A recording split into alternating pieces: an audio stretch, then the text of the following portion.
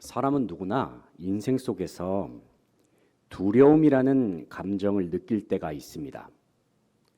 우리가 두려움을 느끼는 원인에는 여러 가지가 있습니다. 예를 들면 인생 속에 존재하는 불확실함이 두려움의 원인일 수 있습니다. 알 수 없는 미래, 예측 불가능한 상황들, 당장의 내 삶 속에 무슨 일이 벌어질지 알 수 없는 현실들, 이런 것들이 우리에게 두려움을 안겨줍니다. 또 한 가지는 인생 속에 존재하는 여러 가지 위험 요소들이 우리에게 두려움의 원인일 수 있습니다.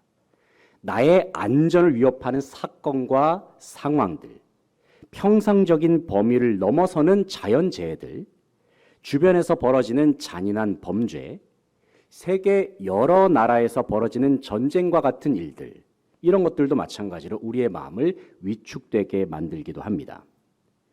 그 밖에도 우리의 내면 속에 존재하는 마음의 상처들, 우리의 마음 속에 남아있는 상처 또한 우리의 마음 속에서 두려움을 만들어내기도 합니다. 인간관계로 인한 갈등도 두려움의 원인일 수 있습니다. 그 밖에도 인생의 목표를 이루기 위해서 열심히 달려가다가 만나게 되는 예상치 못한 장애물, 이런 것들도 두려움의 원인일 수 있습니다. 이처럼 우리의 인생 속에는 두려움을 불러일으키는 요소가 참 많습니다. 그리고 많은 사람들은 일상 속에서 이 두려움과 염려의 감정을 생각보다 많이 느끼면서 살아가기도 합니다. 그런데 두려움이란 감정이 반드시 해로운 것만은 아닙니다.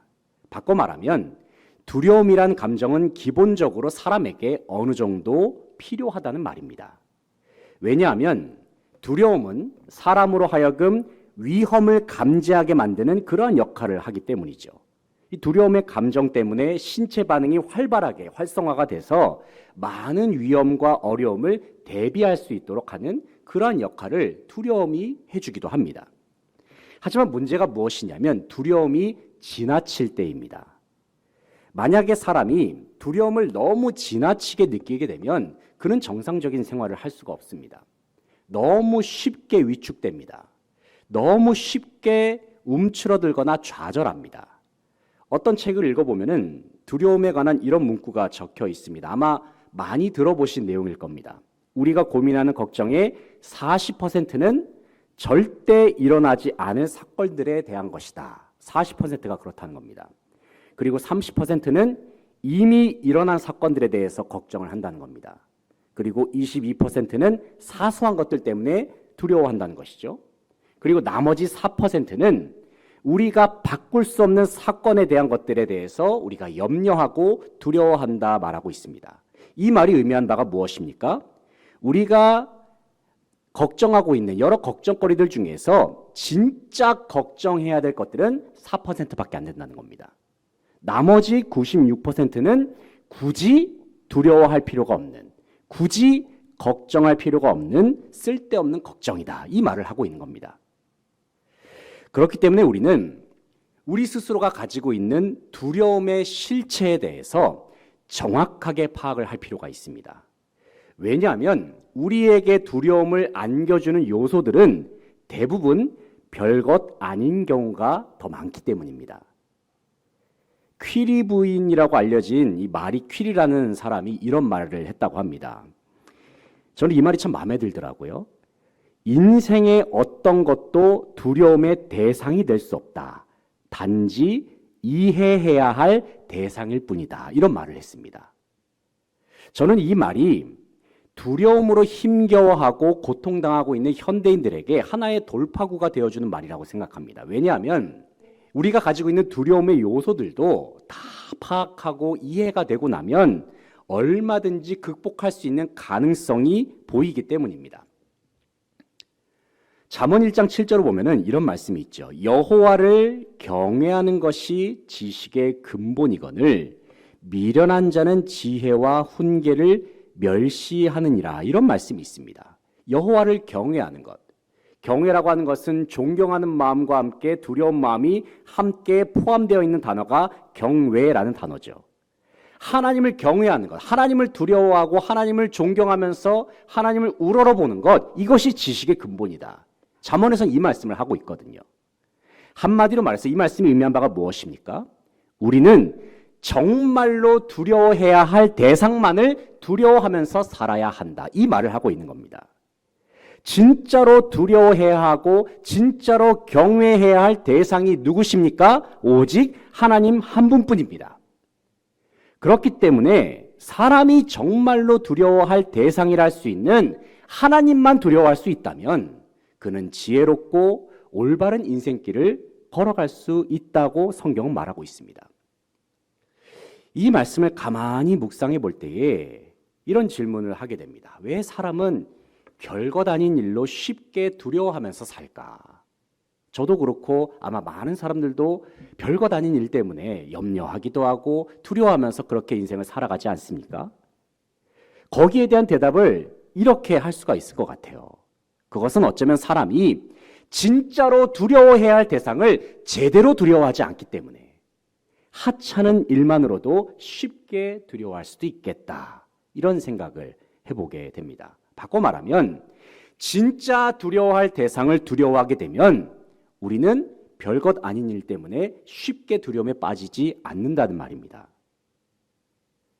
사랑하는 성도 여러분, 세상에는 분명 우리에게 두려움을 안겨주는 요소들, 우리에게 걱정을 안겨주는 요소들이 있습니다. 그런데 오늘 본 말씀인 시편 99편은 우리에게 진정 두려워할 만한 대상이 되시는 하나님만을 두려워하라 말씀하고 있어요. 하나님만을 두려워하고 하나님만을 경외할 것을 우리에게 말씀합니다. 왜냐하면 하나님을 두려워할 때에 역설적으로 우리는 하나님께서 주시는 평안을 누릴 수가 있기 때문입니다. 하나님을 두려워하는데 하나님을 두려워할 때 주어지는 것은 평안이에요. 참 놀랍지 않습니까? 이 시간 오늘 본 말씀을 통해서 우리가 하나님만을 경외하고 하나님만을 두려워해야 하는 그 이유가 무엇인지 함께 살펴볼 수 있길 원합니다.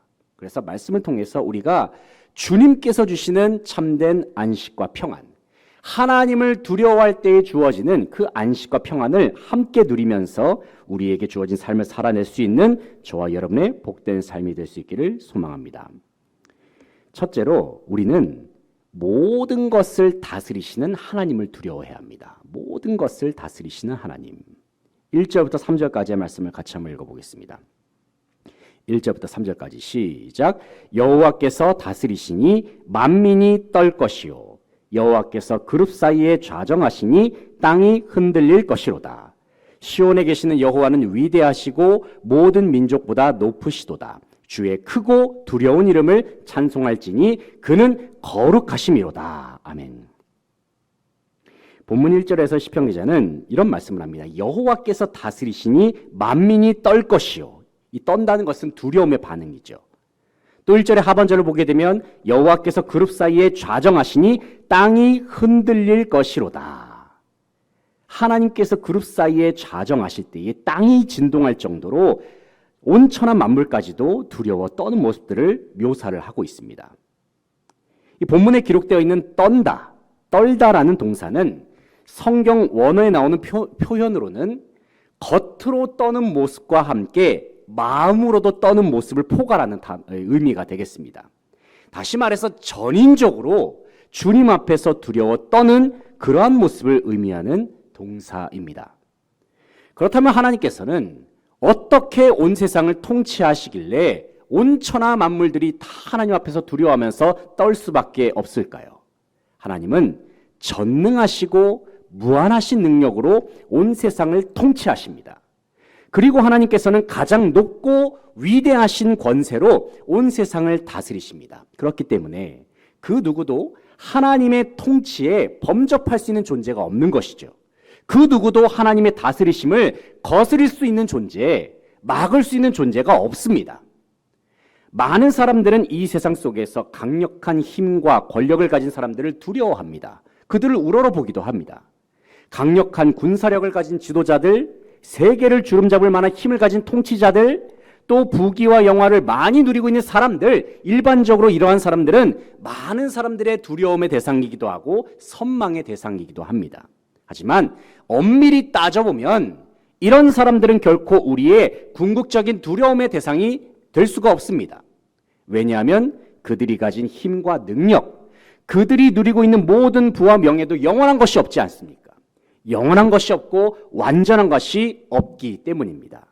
그리고 그들이 가진 모든 것들도 결국엔 누구로부터 나왔습니까? 다 하나님으로부터 나왔어요. 세상의 모든 권세들, 모든 물질들 다 하나님이 창조하셨습니다. 하나님께로부터 나오지 않은 것이 없다는 거예요. 그러므로 이 세상에서 하나님을 알고 있는 사람들, 하나님을 모르고 있는 사람들 할 것 없이 모든 사람들은 마땅히 하나님이 어떤 분이신지를 확실하게 알아야 합니다. 모든 것을 다스리시는 하나님께서는 가장 높고 위대하신 분이십니다. 주님의 통치와 다스림은 이 세상에 안 미치는 곳이 전혀 없습니다. 모든 것을 통치하시고 다스리시는 하나님만을 경외할 수 있길 바랍니다. 모든 것을 다스리시고 통치하시는 하나님만을 경외함으로 인해서 주님께서 내려주시는 참 평안을 다 함께 누릴 수 있는 성도들 되시기를 소망합니다. 둘째로 우리는 어떤 하나님을 두려워해야 하는가? 공의와 정의로 다스리시는 하나님을 두려워해야 합니다. 공의와 정의의 하나님. 4절 5절 말씀 같이 한번 읽어보겠습니다. 4절 5절 시작. 능력 있는 왕은 정의를 사랑하느니라. 주께서 공의를 견고하게 세우시고 주께서 야곱에게 정의와 공의를 행하시나이다. 너희는 여호와 우리 하나님을 높여 그의 발등상 앞에서 경배할지어다. 그는 거룩하시도다. 아멘. 4절을 다시 보시면 능력 있는 왕은 정의를 사랑하신다. 주께서 공의를 견고하게 세우시고 주께서 야곱에게 정의와 공의를 행하시나이다. 정의와 공의라는 단어가 계속 반복이 되고 있죠. 4절에 기록된 능력 있는 왕이 누굽니까? 하나님을 가리킵니다. 하나님은 어떤 분이십니까? 하나님은 전능의 하나님이십니다. 하나님은 능치 못함이 없으신 분이십니다. 그런데 이와 같이 무한하신 능력을 가지신 하나님은 정의와 공의를 사랑하신다고 말씀하고 있어요. 무엇이 정의이고 무엇이 공의입니까? 한마디로 말씀드리면 이 세상에는 존재할 수 없는 완전한 의로움, 좌로나 우로나 치우치지 않는 올곧은 속성, 그것이 하나님의 정의요 하나님의 공의라고 말할 수 있습니다. 이 세상 속에는 수많은 지도자들이 있죠. 그들은 자기들이 가지고 있는 나름대로의 공의와 정의의 기준을 앞세워서 그들에게 허락된 공동체를 다스립니다. 그런데 문제가 무엇입니까? 그들이 가진 공의와 정의는 하나같이 다 불완전하다는 거예요. 완전해 보이는 듯 하나 다 불완전합니다. 어딘가 부족해요.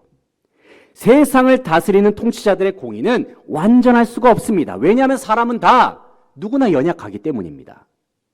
그래서 사람은 자신이 세운 공의를 완전히 지킬 수 있는 능력 자체가 없습니다. 불완전하기 때문에. 그뿐만 아니라 통치를 하다가도 사람은 또 사사로운 감정에 휩쓸리는 경우가 있죠. 사사로운 감정에 휩쓸리다 보면 그 지도자는 자신에게 주어진 공의와 정의를 제대로 실현하기가 쉽지가 않습니다.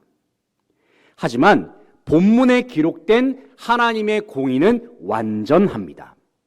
이 세상 그 어떤 존재도 하나님의 공의와 하나님의 정의에 대해서 이의를 제기할 사람이 없을 것입니다. 왜냐하면 하나님의 공의와 정의는 100% 정확하고 한치의 오차도 없기 때문입니다. 그러나 우리가 가끔 이 세상을 살다 보면 하나님의 공의와 정의가 잘 느껴지지 않는 현실을 마주할 때가 있습니다. 하나님은 분명 공의로우신데 왜 이렇게 세상은 악하기만 할까? 하나님은 분명 공의로우신데 왜 이 세상에 살고 있는 의인들, 하나님의 백성들은 왜 고통당하면서 살까? 왜 악인들로부터 그렇게 핍박을 당하면서 사는 경우가 왜 있을까? 하나님은 분명 공의로우신데 하나님의 자녀인 내 삶은 왜 이렇게 문제가 많을까? 가끔 우리는 문제 많고 탈 많은 세상의 현실들, 그리고 우리의 삶을 바라보면서 하나님의 공의로움, 하나님의 정의에 대해서 의문을 가질 때도 있고 의심스러운 마음을 품기도 합니다. 하지만 분명한 사실은 하나님의 완전한 통치는 반드시 이 세상에 이루어진다는 사실입니다. 특별히 하나님께서는 주님께서 선택하신 의인들, 하나님의 백성들, 하나님의 자녀들에게 주님의 공의와 정의를 반드시 이루신다 말씀하세요. 하나님께서. 한번 4절 말씀 다시 보시기 바랍니다. 능력 있는 왕은 정의를 사랑하시느니라. 주께서 공의를 견고하게 세우시고 주께서 야곱에게 정의와 공의를 행하시나이다. 야곱은 이스라엘이죠. 이스라엘은 하나님의 백성. 오늘날로 말하면 저와 여러분을 의미하는 겁니다. 하나님께서 이러한 공의와 정의를 야곱에게 확실하게 실현하실 것이다. 하나님께서 우리에게 주시는 약속의 말씀입니다. 하나님의 공의와 정의는 반드시 이루어집니다. 물론 우리는 그때가 언제인지 정확하게 알 수는 없습니다. 하지만 하나님의 때에 하나님의 방법으로 주님께서는 반드시 완전한 정의와 공의를 이 세상 속에 그리고 저와 여러분의 삶 속에 반드시 이루실 줄로 믿습니다. 한치의 오차도 없는 하나님의 정의, 하나님의 공의가 온 세상에 그리고 우리의 삶 속에 임한다는 사실을 기억하면서 날마다 주님을 경외하고 주님의 뜻을 신뢰할 수 있는 저와 여러분 되시기를 소망합니다. 셋째로, 우리가 두려워해야 할 하나님은 어떤 분이신가? 하나님은 은혜와 자비로 자기 백성과 함께 하시는 하나님이십니다. 우리가 방금은 정의와 공의로 오신 하나님, 정의로 오신 하나님, 공의로 오신 하나님을 살펴보았지만 동시에 하나님은 어떤 분이시냐? 은혜롭고 자비로우신 사랑의 하나님이시다 말씀하고 있습니다. 6절부터 9절까지의 말씀. 6절부터 9절까지 함께 읽겠습니다. 시작. 그의 제사장들 중에는 모세와 아론이 있고 그의 이름을 부르는 자들 중에는 사무엘이 있도다. 그들이 여호와께 간구함에 응답하셨도다. 여호와께서 구름 기둥 가운데서 그들에게 말씀하시니 그들은 그가 그들에게 주신 증거와 율례를 지켰도다. 여호와 우리 하나님이여 주께서는 그들에게 응답하셨고 그들의 행한 대로 갚기는 하셨으나 그들을 용서하신 하나님이시니이다. 너희는 여호와 우리 하나님을 높이고 그 성산에서 예배할지어다. 여호와 우리 하나님은 거룩하심이로다. 아멘. 6절을 보시면 그의 제사장들 중에는 모세와 아론이 있고 그의 이름을 부르는 자들 중에는 사무엘이 있도다. 그들이 여호와께 간구함에 응답하셨도다 말씀하고 있습니다. 방금 읽은 말씀을 보면은 구약의 인물들 3명이 등장을 하죠. 그 이름은 첫 번째는 모세가 나오고 있고 그 다음에 아론 그리고 사무엘입니다. 구약에는 참 많은 인물들이 있습니다. 그런데 시편 기자는 왜 그 중에서 이 3명을 선택했는지 그 이유가 명확하지는 않습니다. 하지만 모세와 아론 그리고 사무엘 이 3사람이 공통적으로 하나님 앞에서 했던 일이 있습니다. 그것이 무엇입니까? 6절의 하반절을 보시기 바랍니다. 6절의 하반절에 뭐라고 말씀하고 있죠? 그들이 여호와께 간구하매 응답하셨도다. 이 3사람이 공통적으로 했던 일이 무엇입니까? 기도입니다. 하나님 앞에 기도했다는 거예요. 이 3사람의 공통점은 이 3사람 모두가 기도의 사람이었다라는 것입니다. 동시에 그들은 하나님으로부터 응답을 경험한 사람이기도 했습니다. 왜 시편 기자는 이러한 구약의 인물들을 앞세우면서 그들이 하나님 앞에 간구하고 하나님의 응답을 경험했다는 사실을 왜 강조하고 있을까요?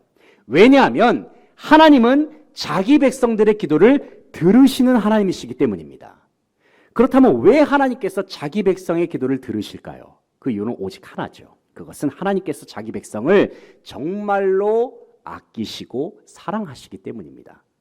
하나님이 아무의 기도를 들으십니까? 아닙니다. 하나님의 백성의 기도만 들으십니다. 분명 앞서 말씀을 드렸듯이 하나님은 정의와 공의의 하나님이십니다. 하지만 동시에 하나님은 어떤 분이신가? 하나님은 사랑과 은혜의 하나님이십니다. 만약에 하나님의 사랑과 은혜가 없고 오직 하나님의 정의와 공의만 있다면 어떻게 될까요? 이 세상에 존재하는 그 어떤 사람도 하나님의 정의와 공의 앞에서 살아남을 수 있는 존재가 없을 것입니다. 왜냐하면 이 세상 모든 사람들은 다 불완전할 뿐더러 하나님 앞에서 다 죄인이기 때문입니다. 생각해보면 이 세상 그 누구도 하나님의 백성으로 설 자격 있는 사람이 없습니다. 하나님의 자녀가 될 만한 조건을 갖춘 사람도 없습니다. 그런데 놀라운 것은 하나님께서는 저와 여러분으로 하여금 나의 자녀다라고 말씀하시고 내 백성이라고 불러주셨습니다. 그 이유가 무엇입니까? 왜냐하면 공의롭고 정의로우신 하나님께서는 주님의 완전한 긍휼과 사랑으로 죄를 용서하시는 하나님이시기 때문입니다. 죄를 용서하시는 하나님. 다시 말해서 하나님은 공의와 정의의 하나님이심과 동시에 은혜롭고 자비로우시며 사랑이 무한하신 하나님이라는 사실입니다. 그러므로 죄로 말미암아 죽은 상태나 다름없었던 우리 모두가 하나님의 자녀로 살 수 있게 된 것은 전적인 하나님의 은혜와 사랑 덕분이라는 사실을 우리는 반드시 기억해야 합니다. 바로 이러한 하나님의 은혜를 누리고 있는 우리가 이 세상에서 살면서 해야 할 일이 무엇입니까? 아니, 영원토록 하나님 앞에서 우리가 해야 할 일이 무엇입니까? 그것은 거룩하신 하나님, 전능하신 하나님, 공의와 정의의 하나님, 은혜롭고 자비로우신 하나님을 우리가 찬양하는 것입니다.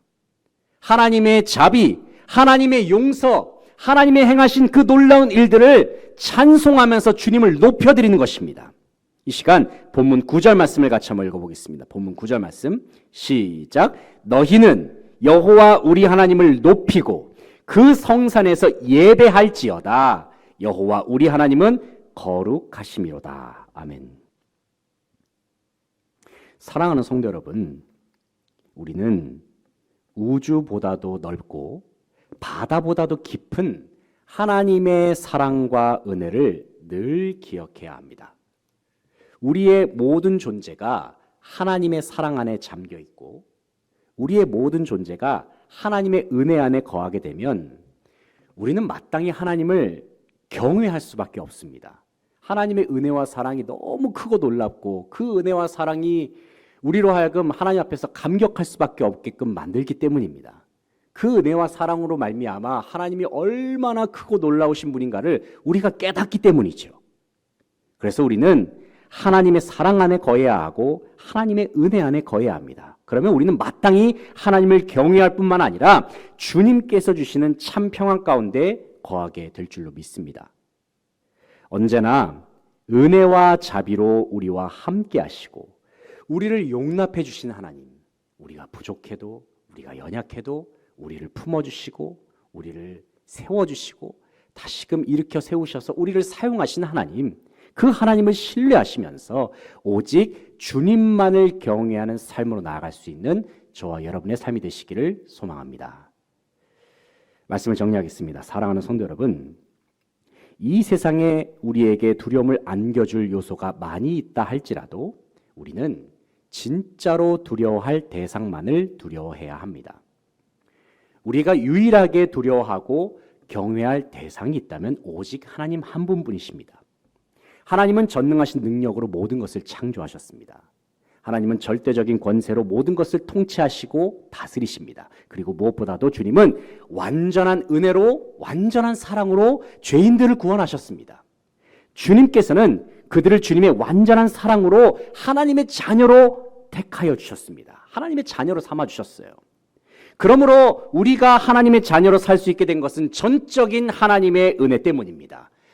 말할 수 없는 하나님의 사랑, 말할 수 없는 하나님의 은혜 때문에 우리가 지금 하나님의 자녀로서 이 자리에 서 있는 것입니다. 우리가 하나님을 아버지라고 부를 수 있고 주님께 기도와 간구로 나아갈 수 있는 것도 다 하나님의 은혜 때문입니다.